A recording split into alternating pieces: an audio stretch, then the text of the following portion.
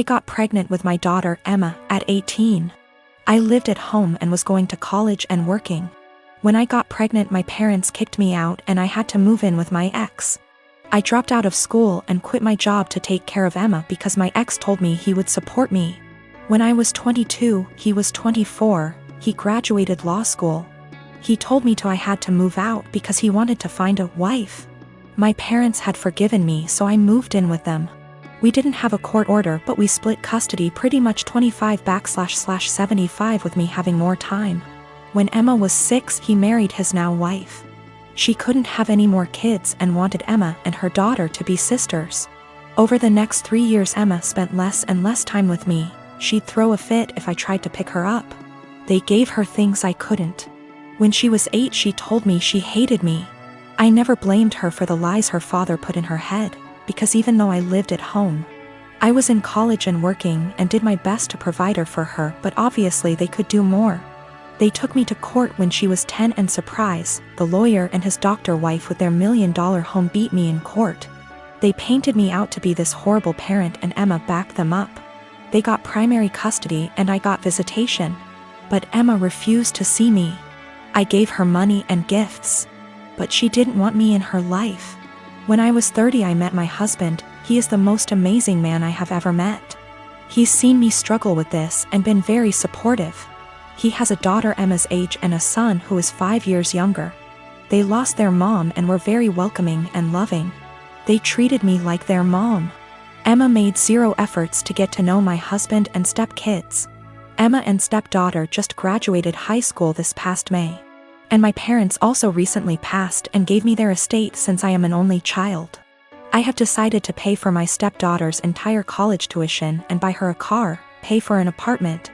Emma contacted me a week ago and told me she missed me and wanted to see me. This shocked me, seeing as we haven't talked in a year. We met up and she told me she heard my parents died and asked if she could have some money to pay for college.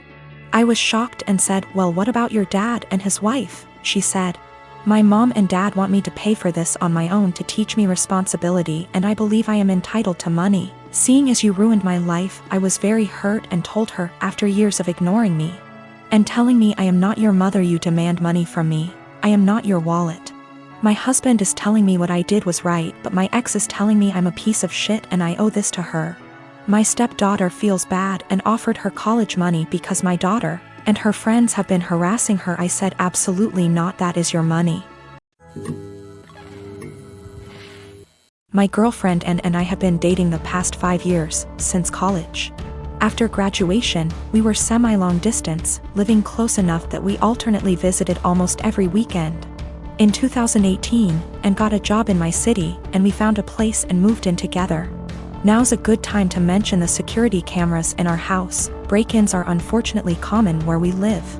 We thus got some motion-activated cameras, one of which has a view of our kitchen, to monitor the back door. The cameras only record when there's motion so they can retain footage for a very long time. And of course knows this about a year ago, and started complaining I wasn't contributing equally to chores. I've been obsessive about chores my whole life. Growing up, not doing the dishes meant no video games for a week. When I lived with roommates, I was always the chore Nazi, making damn sure we all stuck to our chore wheel. And is just as fastidious about chores, so we just naturally alternated who did what. I'd just been brushing her remarks off, but over the last few months they've become much more aggressive. E.g. I was vacuuming and said, "Look at you finally cleaning up around here." I replied that we alternated vacuuming, to which she retorted, "No, you've vacuumed maybe twice since I moved in." Exchanges like this have been happening so frequently that I began to doubt my own recollection. Am I not as clean as I thought? Finally, she exploded at me last week. She said that having to stay home constantly over the past weeks exposed how little I do around the house, and that she didn't move in just to be my maid. Questioning my own sanity, I spent a few hours going through the entire 1.5-year archive of security camera footage, and tallied the exact number of times the kitchen cam caught each of us doing dishes. Our cleaning supplies, vacuum, mop, etc., are in the kitchen pantry, so I also tallied up how many times we grabbed cleaning stuff. To my vindication, the tally showed that we indeed split chores equally.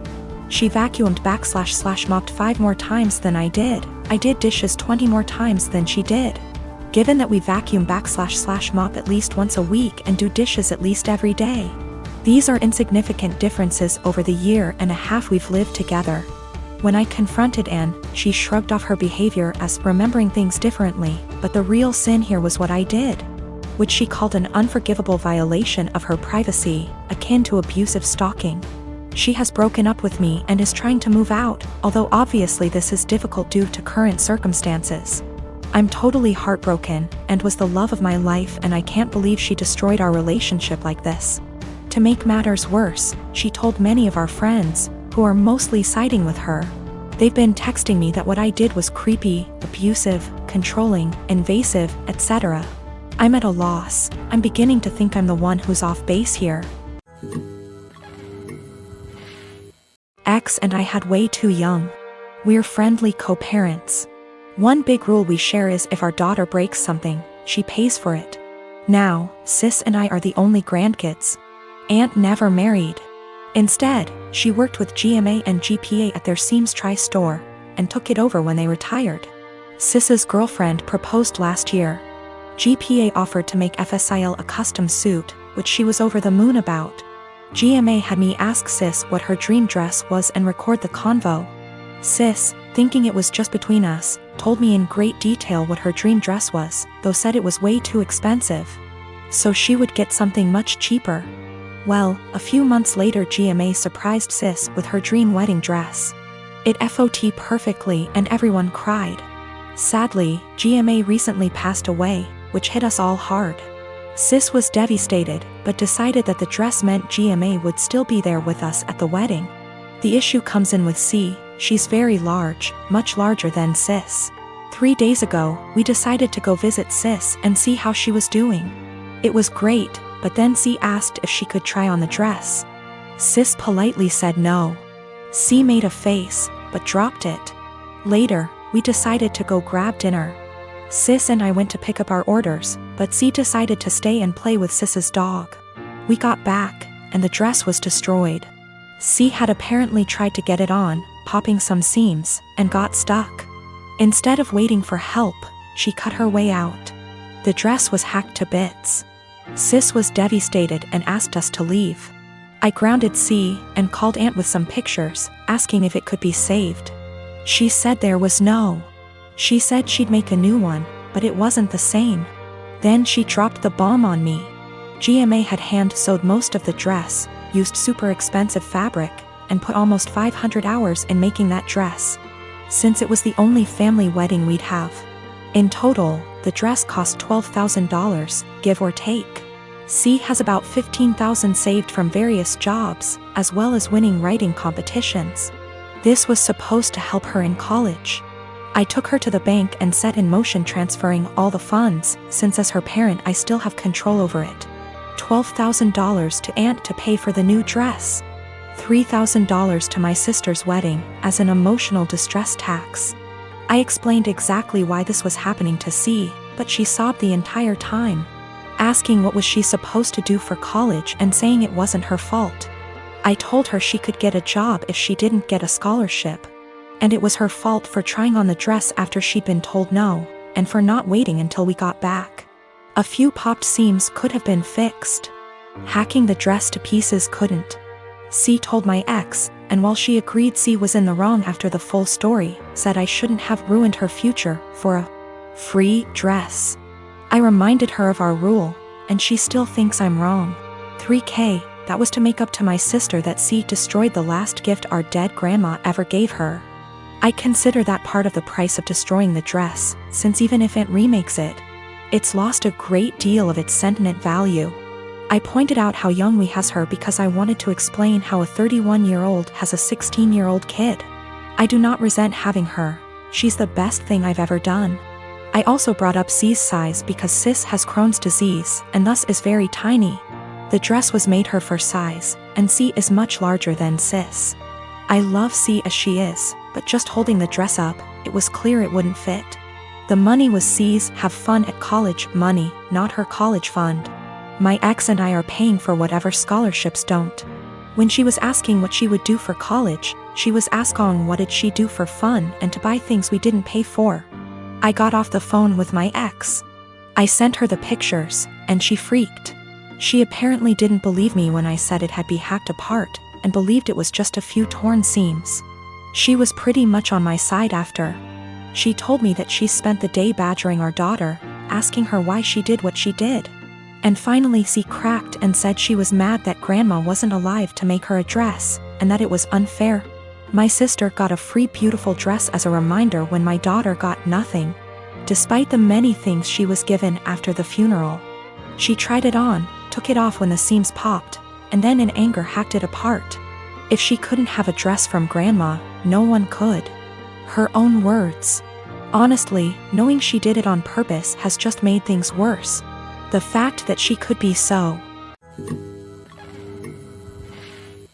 I have been with my partner for 7 years. We initially met online, and after meeting in person a few times, and realizing our affection for one another, we found it promising to move in together.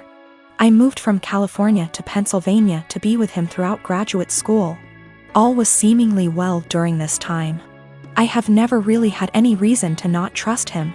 I encouraged him to very much so, to try his best to make friends, or to explore hobbies on his own outside of the various ones we share, because I have my own passions. And I found we connected most when we met in the middle through conversations about these passions. Through the act of explaining or showcasing what we've taken in or learned. Throughout these 7 years, he has struggled with very low self-esteem. And though I don't necessarily think of myself as the pillar of self-love, the depth of mine doesn't reach the low perception of his self-value. Because of this, he has seen and stopped seeing both a counselor and a therapist, and has been on medication to help for the last 6 months. Things were seemingly well between us, and continued to be pretty fluid. We continued to share things, and take long walks, and were pretty open-ended about where we stood in the relationship. If one was feeling a bit of an ebb, the other would pick up more of a share, and vice versa. However, things took a bit of a dip about 2 days ago when I felt the ebb and asked him about it. Initially, he said there was really nothing wrong. And perhaps I was just feeling this way because with our schedules we haven't been able to see one another for long periods of time like we are used to, which is true. But the feeling continued to irk me, and when I asked about it a second time, he confessed to me. He had begun talking to another girl from another country via Instagram direct messages. And though things between she and him never crossed the boundaries of platonic friendship, he really loved the initial rush of someone asking him questions about his favorite movie, his favorite album, his favorite book. All things he and I already know very well about one another. I asked if he'd sent any selfies, or anything risque, and he said no, though I can't confirm, because he deleted the messages. A good deal of me believes him, because of how open he was about the initial conversations to begin with. We slept apart, and I just felt really confused the entire night. Because I couldn't really resonate with wanting that sort of attention from someone else. If anything, his yearning for that type of attention sort of hurt. It felt like I wasn't doing enough, or giving enough. The next morning, though I don't have an Instagram, and am not on the app, I went to check his using the desktop version, and found that posts where he once called me the love of his life or a specific post with a gift I gave him that once said, "Greatest gift from the greatest girl" were still on his profile. But the words, girlfriend, or love of my life, were completed erased. With this realization, my confusion and hurt turned to very real heartache. I called him and asked if he had deleted these words from the specific posts, and with shame, he said yes, he did. When I asked why, he said it was because he just didn't want the attention from the girl asking him about himself to be disrupted if she found out he was in a long-term relationship.